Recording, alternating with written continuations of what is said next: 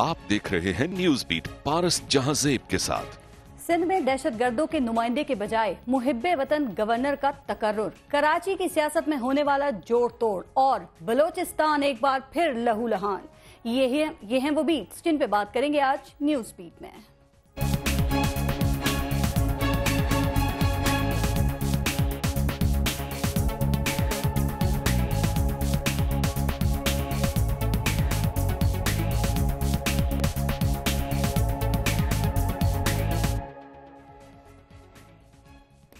समझ में नहीं आ रहा कि आज बोलूं तो क्या बोलूं, कैसे बोलूं, और अगर बोलूं तो लगता है कि जबान पर दर्द के सिवा कुछ नहीं है। जिंदा जनाजे सर बकफन जनाजों पर मातम कर रहे हैं। अगर कुछ बाकी बचा है तो रगो पे में दौड़ता दुख, आहें, सिसकियां और आंसू, क्योंकि ऐसा लगता है कि हम बेबस हैं। अब हमें अपनी बेबसी का एतराफ ऐसे कर लेना चाहिए, क्योंकि आज फिर अपनी खुद साख्ता जन्नत की तलाश में बारूद बन जाने वाले किसी शख्स ने बेशुमार जिंदगियों को दोज़ख बना दिया है। और हमारे पास हमेशा की तरह आज भी बयानात और मुजम्मतों का वही सिलसिला है। आहनी हाथों से निपटा जाएगा, हर हाल में ताक़ुब किया जाएगा, कैफरी किरदार तक पहुंचाया जाएगा, सख्त मुजम्मत करते हैं, मुजम्मत मुजम्मत मुजम्मत। शायद ये पाकिस्तान में सबसे ज्यादा इस्तेमाल होने वाला और सबसे कम कद्र कीमत वाला लफ्ज है। सानेहा होता नहीं कि मुजम्मतों का सैलाब आ जाता है। बहुत हो गई मुजम्मत। कब तक सानेहात रोकने की तैयारी कम और मुजम्मती बयानात ज्यादा जारी किए जाते रहेंगे? कब तक बेचारे बेबस और भोले भाले अवाम यूं ही खामोश मरते रहेंगे, अपने प्यारों की कब्रों से जमीन आबाद करते रहेंगे और सियासतदान ये बड़ी बड़ी गाड़ियों में सिक्योरिटी के हमरा दौरे करके, अफसोस करके, इमदाद के ऐलानात करके जाते रहेंगे? सवाल यह है कि क्या इस तरह के वाकयात को कराची में जारी फिरका वाराना कशीदगी की लहर, कराची में जारी ऑपरेशन से जोड़ा जा सकता है? इस बारे में आज हम बात करेंगे और साथ साथ ये भी जानने की कोशिश करेंगे कि वो क्या वजूहात हैं जो अचानक साबिक गवर्नर सिंध इशरतुल इबाद को साबिक करने का सबब बनी है। क्या वाकई इशरतुल इबाद के दौर में सिंध के गवर्नर हाउस में किसी गवर्नर का नहीं बल्कि दहशतगर्दी की अलामत का, आमरीत की बाकियात का, दहशतगर्द तंजीम का और पाकिस्तान को ना मानने वालों का डेरा बसेरा और ठिकाना था? अगर ऐसा ही था तो किसी को नजर क्यों नहीं आ रहा था, या फिर हर कोई जानते बूझते आंखें चुरा रहा था? इन तमाम इश्यूज पर बात करने के लिए एक ब्रेक के बाद हमारे साथ मौजूद होंगे साबिक रुकने कौमी असेंबली सरदार नबील गबोल। पहले लेते हैं ब्रेक, देखते रहिएगा न्यूज बीट।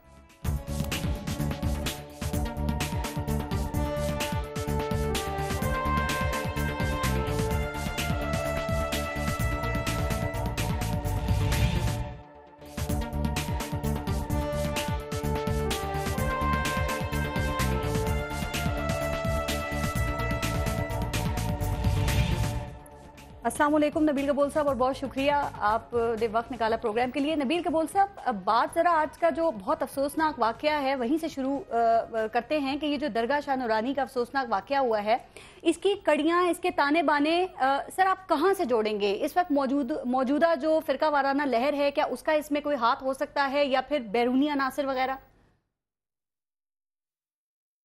देखें पारस, ये बड़ा कबल इस वक्त है कहना, क्योंकि जो शाह नूरानी का दरगाह है जी, ये मैं इसके बारे में आपको बताऊं कि बलूचिस्तान के उस इलाके में जो चारों तरफ पहाड़ी इलाके हैं और जहां पर रोड भी पूरा कंप्लीट नहीं है, और ये तकरीबन 5 से 6 बजे का वाक़या और अभी तक शायद एम्बुलेंस पहुंचे भी नहीं है वहाँ पर।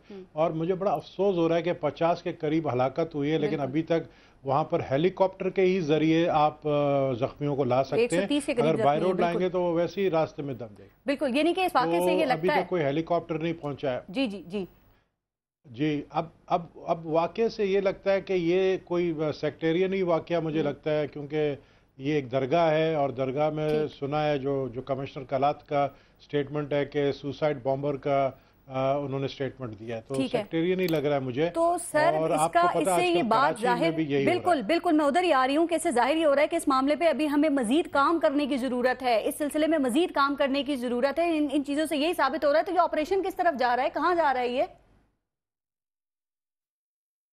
देखें, जाहिर है कि मजीद काम मैं तो पहले ही कह चुका हूँ कि देखें, ये जो कराची के मामलात हैं, कराची के अगर इश्यूज हैं तो वो जुड़े हुए हैं सियासी मिलिटेंट विंग के साथ। लेकिन कराची के अंदर और भी बड़े बड़े टेररिस्ट कलदम तंजीमों के बैठे हुए हैं। नबील कबूल साहब, सर कराची में इस पे भी आते हैं, कराची में ये जो धड़ाधड़ असला पकड़ा जा रहा है, बुलेट प्रूफ जैकेट्स पकड़ी गई हैं, और वो जो 90 के पास से असला पकड़ा गया था उसके बारे में तो इशरतुल इबाद ने भी कहा था ना कि ये असला दहशतगर्दी के लिए नहीं बल्कि फौज से लड़ने के लिए था।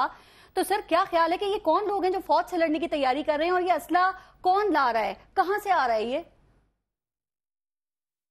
देखें, ये तो दुनिया को पता है, ये असला जो है एमक्यूएम का था, और एमक्यूएम, मुझे भी कहना पड़ रहा है अब कि एमक्यूएम लंदन का ये असला और ये जैकेट्स जो हैं उनके ही हैं, और 90 के अतराफ में और भी मजीद घरों में मुझे यकीन है कि छुपाए गए होंगे। तो कबूल साहब, ये असला अभी भी आ रहा है? की रिपोर्ट पर पता चला ये असला अभी भी आ रहा है? ये असला भी आ नहीं रहा है, ये असला भी आ नहीं रहा है, लेकिन जब एमक्यूएम एक ही था, ये उस जमाने में आया था, और नेटो के जो कंटेनर्स चोरी हुए थे ये उस जमाने में आया था जब फारूक सत्तार और हमारे जो नदीम नुसरत और जो अल्ताफ हुसैन, ये एक ही पार्टी में थे। तो इसलिए फारूक सत्तार की पार्टी को पूरा इल्म है कि ये किसके हथियार है और कहाँ छुपे हुए हैं। ठीक है, आपके ख्याल में जितना असला कराची से अब तक पकड़ा गया है, ये जो कराची में असला मौजूद है उसके कितना % होगा, यानी कि कितना % उसमें से पकड़ा जा चुका है आपके ख्याल में?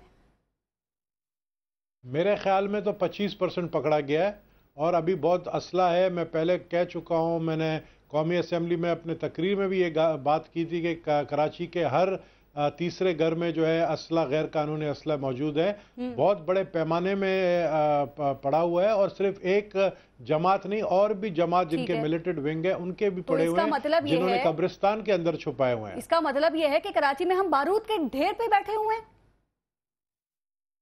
बिल्कुल, ये तो मैं पहले दिन से कह रहा था। ये तो मेहरबानी है हमारे रेंजर्स की और इंटेलिजेंस एजेंसी की, इन्होंने उस बारूद के ढेर को डिफ्यूज करने में बहुत मदद की है, और जो ट्रिगर चलाने जो उंगली है उन उंगलियों को काट दी है। अच्छा, ये असला तो पकड़ा जा रहा है, लेकिन आपके इल्म में है कि इसके साथ साथ दहशतगर्द भी पकड़े जा रहे हैं, और ये जो दहशतगर्द हैं फिर वो लंबी लंबी प्रेस कॉन्फ्रेंसेज होती हैं, उसमें इनको दिखाया भी जाता है, इनके एतराफ भी सुनाए जाते हैं, इनके कारनामे भी बताए जाते हैं। नबील कबूल साहब, फिर ये कहाँ चले जाते हैं, ये छूट क्यों जाते हैं, इल्जाम साबित क्यों नहीं होते हैं? यहाँ पर मैं मायूस हूँ कि ऑपरेशन तो बड़ा कामयाब हुआ, पकड़ के ये लाकर देते हैं कोर्ट के हवाले, लेकिन कोर्ट से ये बाहर निकल के आते क्योंकि विटनेस कोई तैयार नहीं होता है। मैंने तो ऐसे भी लोगों का पता चला है जो 6 महीने पहले, जैसे अमजद साबरी कत्ल केस में जो शख्स पकड़ा गया था, वो मेरे ख्याल में कुछ 6 महीने या 1 साल पहले ही जेल से वापस आया, जो कि पहले ही दहशतगर्दी में पकड़ा गया था। तो अगर यही हालात रहे तो मैं समझता हूं जो पहले अदालत से 2 लोग बरी हुए हैं जिनको राव अनवर ने कहा था कि ये रॉ के एजेंट है, वो जुनेद और ताहिर लंबा, बिल्कुल हुए हैं, और ऐसे बहुत सारे हुए हैं। तो आर्मी कोर्ट किस लिए बनाए गए थे? आर्मी कोर्ट इसलिए बनाए गए थे कि ये दहशतगर्दों को फांसी पे लटकाया जाए। दहशतगर्द देखे, सिर्फ दहशतगर्द ये कलदम तंजीम के या तालिबान के या ये जो दूसरे दहशतगर्द हैं, ये उनके लिए नहीं बनाया गया था। दहशतगर्द तो वो है जो कराची में भी दहशतगर्दी कर रहा है, लेकिन अभी तक कोई दहशतगर्द जो है कराची के जो टारगेट किलर्स हैं, जिनकी क्रिमिनल रिकॉर्ड पुरानी है, जो पॉलिटिकल पार्टीज के हैं, तो आप ये देखें कि उनके खिलाफ कोई कार्रवाई नहीं। सर, आप आर्मी कोर्ट्स की बात कर रहे हैं, तो उसमें भी तो केसेस किसने रेफर करने थे? हुकूमत नहीं करने थे ना। नबील कबूल साहब से शायद राब्ता मुनक़ता हो गया है, हम दोबारा कनेक्ट करने की कोशिश कर रहे हैं और उनसे फिर मजीद बात करेंगे। कराची की सूरत हाल पर तो कर रहे हैं, बलूचिस्तान में आज एक बहुत अफसोसनाक वाक़या हुआ है, और अब ज़रा आते हैं ब्रेक एक ले लेते हैं छोटा था, उसके बाद फिर मजीद सूरत हाल पर बात करेंगे नबील कबूल साहब से। ब्रेक लेते हैं, देखते रहिएगा न्यूज़ बीट।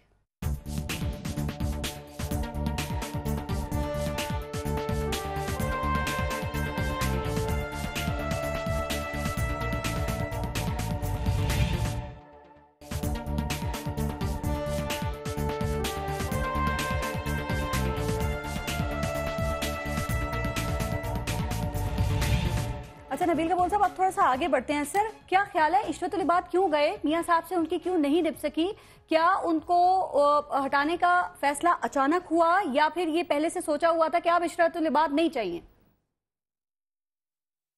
अच्छा, मैं 30 सेकंड्स में अपनी बात कंप्लीट करूं। जो लाइन ड्रॉप हो गई थी कि असले के बारे में आप कह रहे थे, तो ये असले के बारे में आपको मैं मजीद और बताना चाहता हूँ कि ये बॉर्डर सिक्योरिटी फोर्स है जो इंडिया का, आप देखेंगे कि उनके टाइप के जैकेट्स, जो बुलेट प्रूफ जैकेट्स मिले हैं 190 के करीब, और जो असला मिला है वो भी उसमें काफ़ी जो है जो इंडियन आर्मी यूज़ करती है। तो ये सबको पता होना चाहिए कि भारत जो है वो सप्लाई करती थी एमक्यूएम को, और एमक्यूएम यूज़ करती थी ये दहशतगर्दी के लिए। अच्छा, दूसरा सवाल पे आ जाए आपके इशरत अली लिबास साहब की, कि इशरत अली लिबास साहब अचानक क्यों गए, आप कह रहे। तो मैं समझता हूँ कि इशरत अली लिबास साहब 14 साल से किसी को नज़र नहीं आ रहा था, जो कि अब एमक्यूएम के एक रुकन ने कहा कि आखिरी जो दहशतगर्दी का यहाँ पर जो था सामान जो भी है वो यहाँ से निकल गया गवर्नर हाउस से। तो मैं उनको ये बताना चाहता हूँ कि सब गवर्नमेंट ने उनको इस्तेमाल किया, और जब वो इररेलेवेंट हो गए, जब किसी को जरूरत नहीं हुई, तो उसको उठाकर बाहर निकाल दिया, और जिस तरीके से निकाला। आपने जो नून लीग की बात की, तो वो तो 4 घंटे में ही अपना बयान उन्होंने बदल लिया। तो आप उनकी जो जाती राय है उस पर आप इत्तेफाक करते हैं, और ये जो इन्होंने 4 घंटे में निहाल हाशमी साहब ने अपना बयान बदला है गवर्नर के हवाले से, ये उनके जमीर की आवाज पर अपनी बदला या फिर किसी के कहने पे बदला आपके ख्याल में?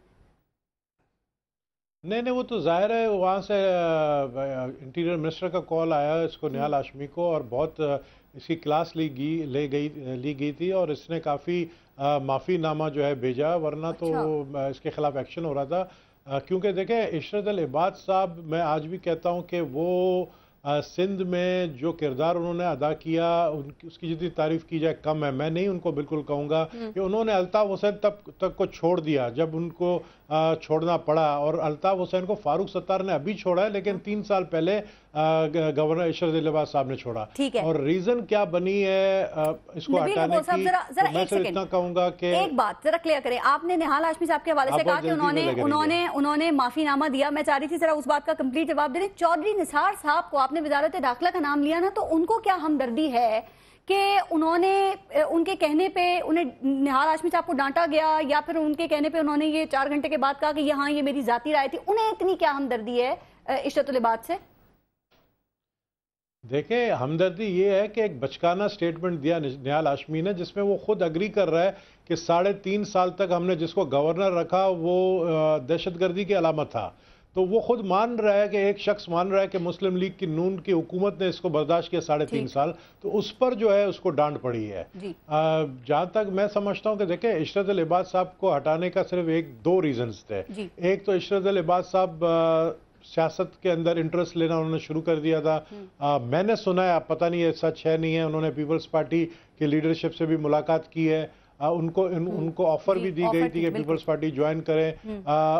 और ये भी मैं आपको बताऊं कि जो इंटरम सेटअप बनेगा, जब कभी बनेगा, अगर तो सुप्रीम कोर्ट की डिसीजन के बाद बने या इलेक्शन से पहले, तो उसमें सबसे स्ट्रांग उम्मीदवार इशरत अली लिबास साहब थे, जो कि नवाज शरीफ साहब को जो है ये चीजें पसंद नहीं आई। ठीक है, ये चीजें पसंद नहीं आई, लेकिन याद है आपसे कुछ दिन पहले उन्होंने ये भी कहा था कि मैं हूं एस्टेब्लिशमेंट और मैं हूं हिस्सा चेन ऑफ कमांड का। तो क्या लगता है कि मियां साहब को क्या ये बात भी पसंद नहीं आई होगी, और फिर उन्होंने ये दिखा दिया कि जो वफाक का नुमाइंदा है वो वफाक का ही होगा, वो एस्टेब्लिशमेंट का नहीं होगा? चूंकि बड़े उन्होंने ये दावा किया था ना, और ये दावा किसके भरोसे पे किया था इशरत अली लिबास साहब ने? मैं ये नहीं बता सकता किसके बलबूते पे उन्होंने ये दावा किया, लेकिन हाँ, ये बात बिल्कुल सही है कि इस वक्त एस्टेब्लिशमेंट और गवर्नमेंट आपस में हेड ऑन कोलिशन पे है। किसका नुकसान होगा आने वाले दिनों में पता चलेगा, लेकिन ये हेड ऑन कोलिशन जो है, इसमें इदारों का नुकसान नहीं होगा, इसमें मुल्क का नुकसान होगा। ये बात नवाज शरीफ को समझ नहीं आ रही है। और ये बात नवाज शरीफ को समझ आएगी, मैं समझता हूँ सुप्रीम कोर्ट के थ्रू ही समझ आएगी। सर, इशरत अली लिबास ने जो दावा किया था कि मैं एस्टेब्लिशमेंट का हिस्सा हूं या मैं हूं एस्टेब्लिशमेंट, ये दावा उन्होंने किसके भरोसे पे किया था? कौन सी एस्टेब्लिशमेंट का वो हिस्सा है आपके ख्याल में? और अगर कोई ऐसी ताकत उनके पुष्ट पर थी भी, तो इतनी आसानी से वो गवर्नर से साबिक गवर्नर कैसे हो गए? देखें, ये कभी कभी इंसान जो है ना, मैं इस चीज़ से बड़ा गुजरा हूँ, जिस पर मेरे दोस्त कहते हैं कि तुम बड़ा सोच समझ के बात किया करो। तो कहते हैं ना, बात को पहले तोलो फिर मुंह से बोलो। बहरहाल इशरत अली लिबास साहब ने जो बात बोली वो उनके गले में पड़ गई, और उसी बात पर जो है नवाज शरीफ इनसिक्योरिटी में इस वक्त वो समझ रहा है। उन्होंने यौम तशक्कुर जो है 29 नवंबर को रखा हुआ है। अब वो यौम तशक्कुर किस चीज का है मुझे समझ नहीं आ रहा है कि उन्होंने प्राइम मिनिस्टर हाउस में मिलाद रखी हुई है। तो ये मुझे समझ नहीं आ रहा है कि इतने इनसिक्योर क्यों है। कोई भी अगर बोल दे, अगर आज मैं बोल दूं वो सईदुज्जमान सिद्दीकी साहब जो अब नए गवर्नर हैं सिंध के, क्या उनको तहफ्फुज दे सकेंगे फिर? क्योंकि आप कह रहे हैं ना वो तो खुद इतने इनसिक्योर हैं मियां साहब। नहीं नहीं, सईदुज्जमान साहब सिद्दीकी साहब क्या मतलब सिक्योरिटी दे सकते हैं? वो माशाल्लाह बुजुर्ग हैं, मैं नहीं कहूँगा उनके उम्र के हवाले से जो मीडिया में चल रही है, लेकिन वो एक मैसेज देना चाह रहे थे नवाज शरीफ कि जो कुछ आप देखें, मैसेज दिया क्या है सिंध में, सिंध को सौतेली माँ वाला सलूक इस तरीके से किया कि सिंध के चीफ मिनिस्टर से पूछा नहीं गया कि हम आपके गवर्नर को हटा रहे हैं, सिंध के लार्जेस्ट पार्टी से पूछा नहीं गया। जरूरी है। और मेरी बात सुने, और ना गवर्नर अपने इशरत लिबाद को बताया गया हम आपको हटा रहे हैं, उनसे पहले मुलाकात भी नहीं की, उनसे किसी ने मुलाकात ही नहीं की और उनका जो है टिकट काट के दुबई भेज दिया गया। लेकिन जो दुबई में वो कारनामा करेंगे वो इनके गले में पड़ेगा। पे जरूर बात करनी है, लेकिन आपने कहा कि टिकट काट के दुबई भेज दिया गया, तो क्या ख्याल है कि इतनी आसानी और प्रोटोकॉल के साथ जो दुबई भेजा गया है, क्या दुबई भेजना चाहिए था? चूंकि इससे पहले भी जितनी बार इस्तीफा दिया दुबई जाकर ही उन्होंने इस्तीफा दिया था, तो क्या कोई खास बात है, कोई खतरा है? देखें, उस इस्तीफे में और इस्तीफे में बड़ा फर्क है। वो इस्तीफा जब कभी उन्होंने कबूल किया ही नहीं था और ये इस्तीफा कबूल हो गया। ठीक। तो जब इस्तीफा कबूल हो गया और अब दुबई में आपको पता है वहां पर इस वक्त परवेज मुशर्रफ साहब बैठे हैं, बिल्कुल फारूक सत्तार साहब भी गए हैं और मैसेज जो वापस भी आ गए एक दिन के दौरे पर, और उसके बाद राब्ता हुआ उनका इशरत लिबाद से वैसे, और इत्तलात है कि मुस्तफा कमाल भी दुबई में है। तो नबील कपूर साहब, ये क्या ख्याल है, क्या खिचड़ी पक रही है दुबई में, क्या होने जा रहा है सर? मैंने सुना है कि इशरत लिबाद और मुस्तफा कमाल के आपस में सुलह करने की कोशिश की जा रही है। अच्छा। और एक ही MQM जो पाकिस्तान है उसको और मजीद स्ट्रॉन्ग करके परवेज मुशर्रफ साहब हेड करेंगे उसको। ठीक है। ये कोशिश की जा रही है इशरत लिबाद साहब की तरफ से। आपके पास और इशरत लिबाद साहब ने पहले भी ये कोशिश की थी। ठीक है, आपके पास वैसे क्या इत्तलात है कि क्या जनरल मुशर्रफ की, चूंकि आपने भी बात की, तो उनको कायद या सदर बनाने पर इत्तेफाक हो गया है इन सब का, और ये ख्वाहिश जनरल मुशर्रफ की है या MQM की है? नहीं, ये ख्वाहिश MQM की है। और मुशर्रफ साहब जो है वो थोड़ा बहुत अभी तक वो राजी नहीं है इस बात के ऊपर। रीजन इज कि वो MQM नाम को कहते हैं चेंज कर, क्योंकि MQM का नाम जो है बड़ा कंट्रोवर्शियल मुतनाज़ा बन गया है। तो MQM के नाम को तब्दील करके उसमें कोई अमेंडमेंट लाकर वो चाह रहे हैं कि अगर नाम तब्दील हो तो फिर वो हेड करने के लिए। लेकिन जो बात आप बता रहे हैं, अगर सूरत हाल इस तरह से बनती है, देखें, एक तो मुशर्रफ साहब कहते हैं कि मैं जो हूँ वो नेशनल लेवल का लीडर हूँ, MQM इलाकाई जमात है, तो नेशनल लेवल का लीडर क्या इलाकाई जमात का अगर सरबरा बनता है तो उसे नेशनल लेवल पर वो काबिल कबूल बना सकेंगे? एक बात। दूसरी, आपने कहा नाम, तो क्या होगा अगर ऐसी सूरत हाल बनती है? MQM APML की तरफ जाएगी, APML MQM की तरफ जाएगी, या फिर कोई नया नाम ही ये लेकर आएंगे? देखें, नया नाम ही लेकर आएंगे। PSP, MQM, APML, 2-3 पार्टियों को जम करने की कोशिश की जा रही है। मैं कह रहा हूं कि होगा ऐसा। ये ख्वाहिशात हैं कुछ लोगों के, कोशिश की जा रही है। नाम क्या होगा आगे आने वाले दिनों में तो वो मुझे नहीं पता है, लेकिन उस नाम के अंदर मुत्तहिदा जरूर होगा। अच्छा, मतलब मुत्तहिदा पाकिस्तान भी हो सकता है या मुत्तहिदा लीग भी हो सकता है, कुछ भी हो सकता है फिर। लेकिन नबील कपूर साहब, एक बात है, लीग नहीं होगा लेकिन मुत्तहिदा होगा। ठीक है सर, ये जो MQM के वोटर्स हैं, आप जानते हैं कि MQM के वोटर्स को MQM के नाम से और जो निशान है पतंग, उससे इनकी जज्बाती वाबस्तगी है। तो अगर नाम तब्दील होता है तो क्या फिर वो मैंडेट और जज्बाती वाबस्तगी बरकरार रह सकेगी? देखिए, नाम तो मैंने आपको बताया ना कि निशान तब्दील नहीं होगा, नाम में अमेंडमेंट आ सकती है। पहले यही मुहाजिर कौमी मूवमेंट थी, उस वक्त भी पतंग था, और फिर यही मुत्तहिदा कौमी मूवमेंट बनी, फिर भी पतंग रहा, और अभी अगर ये मुत्तहिदा पाकिस्तान बन जाएगी फिर भी ये पतंग ही रहेगा। महाजिर वोटों को जो इनसिक्योरिटी इस वक्त उर्दू स्पीकिंग वो बहुत ज़्यादा है, बहुत शिद्दत से। इस वक्त मैं कराची में घूम रहा हूँ, मैं जो महाजिर कम्युनिटी उनसे मिल रहा हूँ, वो कहते हैं कि हमें अल्ताफ हुसैन ने बहुत नुकसान पहुंचाया है और इस वक्त वो अपनी सिक्योरिटी चाहते हैं, तो वो सिक्योरिटी इशरत लिबाद, परवेज मुशर्रफ और फारूक सत्तार में ढूंढ रहे हैं। सर, तो ये जो आप MQM का मुस्तकबिल, सियासी मुस्तकबिल ये सियासी मुस्तकबिल का आप नक्शा इस वक्त में खींच रहे हैं, इसमें जो मुस्तफा कमाल है वो कहाँ होंगे? साथ होंगे या अलग होंगे? और इस पूरी सूरत हाल में इशरत लिबाद की पोजीशन क्या होगी? मैं यही कह रहा हूँ कि सबसे पहला काम जो है उसमें सुलह कराने की कोशिश की जा रही है, जिसमें जनरल परवेज मुशर्रफ साहब अहम किरदार अदा कर सकते हैं दोनों इशरत लिबाद और मुस्तफ़ा कमाल के दरमियान सुलह कराने में, और फारूक सत्तार भी अहम किरदार अदा कर रहे होंगे। तो एक और बात, उसके बाद फिर सेकंड स्टेप होगा। अगर जनरल मुशर्रफ इन्हीं लोगों के सरबराह बनते हैं जिस पार्टी पर ये लेबल लगाया जाता है कि ये रॉ के एजेंट्स हैं, ये दहशतगर्द हैं, ये टारगेट किलर्स हैं और ये फंडिंग लेते हैं, तो अगर जनरल मुशर्रफ इन्हीं लोगों के सरबराह बनते हैं तो क्या फिर वो इसी माइंडसेट को लेके आपके ख्याल में आगे चलेंगे या इनको एनआरओ दिलवाएंगे? नहीं, ये तो अब एमक्यूएम पाकिस्तान और इशरत लिबाद और पीएसपी पे तो कोई मेरे ख्याल में एतराज़ात किसी को नहीं है कि वो कहें कि ये दहशतगर्द तंजीम है। एतराज सिर्फ माइंडसेट देखे ना, माइंडसेट इतनी जल्दी चेंज नहीं होता, लेकिन हाँ माइंडसेट अल्ताफ हुसैन की माइंडसेट तब्दील, माइंडसेट जो लोगों में है वो तब्दील हो गई, क्योंकि अल्ताफ हुसैन तो ओपनली पाकिस्तान को तोड़ने की बात कर रहा है, तो उसका तो चैप्टर कहानी खत्म है अल्ताफ हुसैन की। तो अब जाहिर है अब जो महाजिर वोटर्स हैं उनको अपना नया लीडर तो चुनना है, तो वो भी समझते हैं कि अगर हम अल्ताफ हुसैन के पीछे गए तो हम भी खाई में गिर जाएंगे। ठीक है, आपने दुबई की सारी बता दी क्या खिचड़ी पक रही है, क्या वहां पे हो रहा है, लेकिन खबरें ये हैं कि आप भी कल दुबई जा रहे हैं। आप क्यों जा रहे हैं? इस खिचड़ी में हिस्सा तो नहीं डालना? मैं तो शॉपिंग करने जा रहा हूँ। मैं बहुत दिन हुआ है सर, वो जाती मुलाकात, जाती क्या कहते हैं, नौयत के दौरे और शॉपिंग पे तो सभी जाते हैं, तो बाकी काम भी इसी बीच में हो जाते हैं ना। जरा ब्रेक के बाद इस पे बात करते हैं, मजीद लेते हैं ब्रेक, देखते रहिएगा न्यूज़ बीट।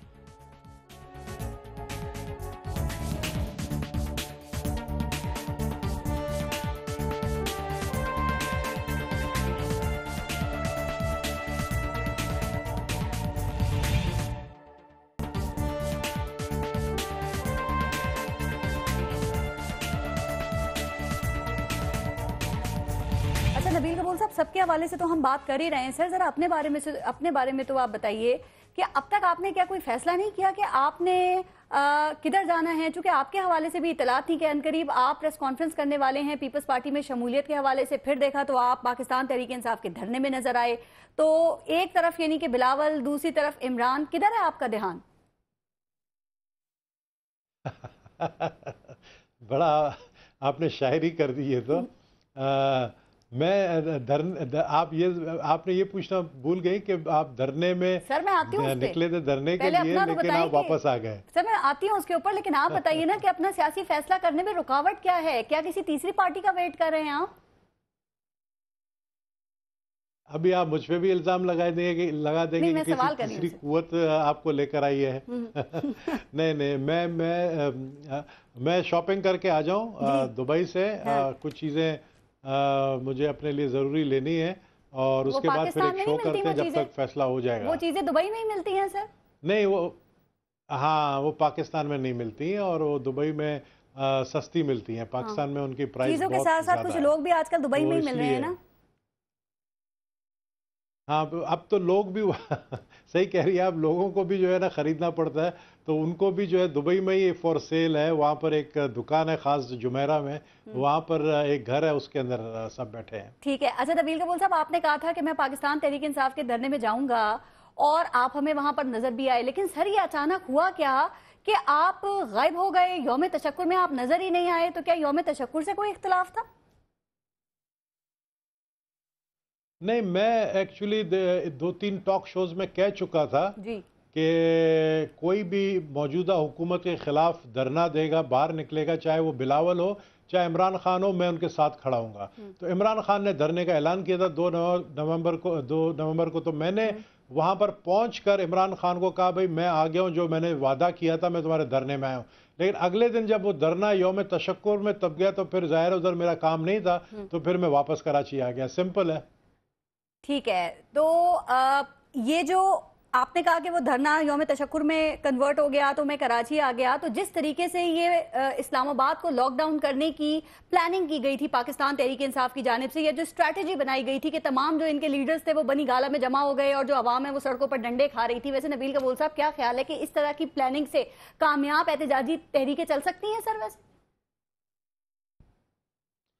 देखिए, ये बहुत लंबी बहस है। एहतजाजी तहरीक जो है, मुझे याद है 92 में शहीद बेनज़ीर भुट्टो साहिबा ने भी लॉन्ग मार्च का ऐलान किया था, और मैं उनके साथ था जब सेनेटर गुलजार के घर से हम निकले और बाहर हमें बहुत डंडे पड़े पुलिस की, जिसमें फारूक लगारी साहब भी थे और बड़े बड़े लीडर्स थे, जतोई साहब भी थे। तो ये चीज़ें हमेशा पाकिस्तान की हिस्ट्री में हुआ है। लेकिन मैं समझता हूँ कि जो कोर्ट ने फैसला किया है कि तलाशी देने का, तो तलाशी देने के बाद तो डरना वैसे ही बनता नहीं है। तो तलाशी तो दे रहे हैं और तलाशी में मेरे ख्याल में कुछ ना कुछ। पाकिस्तान तहरीक इंसाफ को कहा जा रहा था कि सुप्रीम कोर्ट में केस है, आप रुक लें, लेकिन इमरान खान उस वक्त कह रहे थे कि इदारे अपना काम करें, हम अपना काम करेंगे, हमें उम्मीद है सुप्रीम कोर्ट से, लेकिन ज्यादा उम्मीद हमें सड़कों से है। कहा था ना इमरान खान ने ये। हाँ, लेकिन सड़कों पर आने नहीं दिया ना उनके। अगर आपको पता है केपीके का जुलूस आ जाता तो वो फिर धरना यकीनी दे देते, लेकिन चूंकि उनका केपीके वाला जो जुलूस था उस पर इतनी शेलिंग की गई और आपको पता है कितनी फेंटियां जो है लगी हैं। चीफ मिनिस्टर को, एक वजीर आला होते हुए, उसको जो है जो पंजाब के वजीर आला के हुक्म पर जिस तरह पेंटियां लगी हैं उसको, तो उसके बाद पब्लिक नहीं आ सकी इस्लामाबाद में। ठीक है, अब तो फिर वैसे ही लॉकडाउन तो हो गया और लॉकडाउन गवर्नमेंट ने खुद किया। अब जो मामला है वो सुप्रीम कोर्ट में है, क्या ख्याल है कि मियां साहब बच जाएंगे या फिर अदालती फैसला उनकी सियासत पर मोहर लगा सकता है? देखिए, मैं सिर्फ इतना समझता हूं कि इतने ज्यादा सबूत के बावजूद अगर इसको भी अल्ताफ हुसैन की तरह स्कॉटलैंड यार्ड ने जिस तरह क्लीन चिट दे दिया मनी लॉन्ड्रिंग केस में, अगर नवाज शरीफ साहब को भी दे दिया तो फिर पाकिस्तान में भी फिर कोई डोनाल्ड ट्रंप आ जाएगा। नहीं, ये और बताएं कि मैं समझता हूं कि जी आप बात कीजिए। जी, मैं समझता हूं कि ये फैसला नवाज शरीफ साहब के हक में नहीं आएगा, क्योंकि इस वक्त सारे जितने इदारे हैं उन सब की भी नजरें सुप्रीम कोर्ट पर है और सुप्रीम कोर्ट को अपना इमेज जो है वो बरकरार अगर रखना है तो फिर तो वो ये फैसला, जो कि मैं समझता हूं बड़े वाज़ेह फैसला है कि नवाज शरीफ ने अपने एसेट्स छुपाए हैं और उनके स्टेटमेंट्स आपकी टीवी ने खुद फैसले, आपके चैनल्स, आपकी मीडिया, आपके एंकर्स जो है उनके सामने कि मरियम नवाज शरीफ ने क्या बयान दिया और नवाज शरीफ साहब ने पार्लियामेंट में क्या बयान दिया, उससे ही पता चलता है कि उन्होंने कुछ ना कुछ तो छुपाया है, कोई राज है जो छुपाया। ठीक है, आपने कहा कि क्लीन चिट अगर मिल गई तो फिर ठीक नहीं होगा, लेकिन अगर क्लीन चिट मिल गई तो फिर इमरान खान की जो सियासत है उसका मुस्तकबिल क्या होगा? फिर मियां नवाज शरीफ मजीद मजबूत और ताकतवर नहीं हो जाएंगे? मैं समझता हूं बिल्कुल इमरान खान को नुकसान तो सियासी तौर पे पहुंचेगा, लेकिन मैं आपको ये बताऊं कि 2018 के इलेक्शन में जितनी ऑपोजिशन की कुव्वतें हैं उनको मिल के इलेक्शन लड़ना पड़ेगा।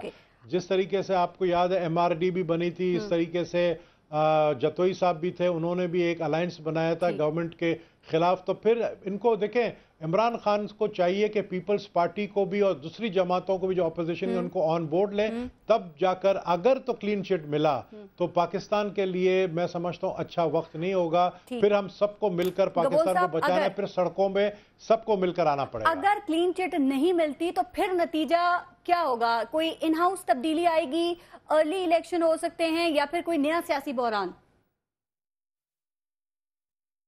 देखिए, मैं इसमें ये देख रहा हूं कि ये कोशिश करेंगे कि नवाज शरीफ साहब को जब पता चल जाएगा कि उनके खिलाफ फैसला आने वाला है तो वो खुद स्टेप डाउन करेंगे इज्जत से, ताकि वो इज्जत से मुल्क से बाहर जा सके और फिर उनकी जगह किसी भी पार्टी के लीडर को बनाने की कोशिश की जाएगी प्राइम मिनिस्टर के लिए, लेकिन उस कामयाब नहीं हो सकेंगे। उस वक्त मैं देख रहा हूं कि सारी ऑपोजिशन जमातें मिल जाएंगी और ये जब होने नहीं दिया जाएगा तब अर्ली इलेक्शन का मुझे ये फीलिंग है कि अर्ली इलेक्शन 2017 में ही होगा। आखिरी बात, अब एक तरफ न्यूज़ गेट स्कैंडल है, दूसरी तरफ पैनामा लीक्स है, तो न्यूज़ गेट स्कैंडल के हवाले से तो कल चौधरी निसार ने कहा ना कि कोई सिक्योरिटी लीक हुआ ही नहीं है, ऐसा कुछ नहीं हुआ है। तो फिर क्या ये मामला यहाँ पर खत्म, और क्या आपको लगता है फौज इतनी आसानी से ये मामला खत्म होने देगी? चौधरी निसार के बयान से तो लग रहा है कि वो पैनिक का शिकार है और ये गवर्नमेंट पैनिक का शिकार है जो इस तरह कर रहा है। और जिस तरह इन्होंने ये जो कमेटी बनाई है जिसका सरबराह भी आप देखें कि बैट्समैन भी ये खुद, बॉलर भी खुद और एम्पायर भी खुद, तो उस पर तो सबको एतराज़ात है और कोई इस कमेटी का जो प्रोब होगा उसकी जो रिपोर्ट आएगी उसको कोई मानने के लिए तैयार अभी से ही नहीं है, तो बाद में भी तैयार नहीं होगा। मैं समझता हूं कि हमारी इंस्टीट्यूशन पैदा हो सकती हैं। क्या परवेज रशीद के अलावा और कुर्बानियां देना पड़ सकती हैं? मेरे ख्याल में अब कोई छोटी मोटी कुर्बानी काबिल कबूल नहीं होगी। अब खुद कसाई की कुर्बानी काबिल कबूल। आखिरी बात, इस पूरी सूरत हाल में जरदारी साहब क्या सोच रहे हैं? वो क्या गेम कर रहे हैं, वो खामोश क्यों हैं?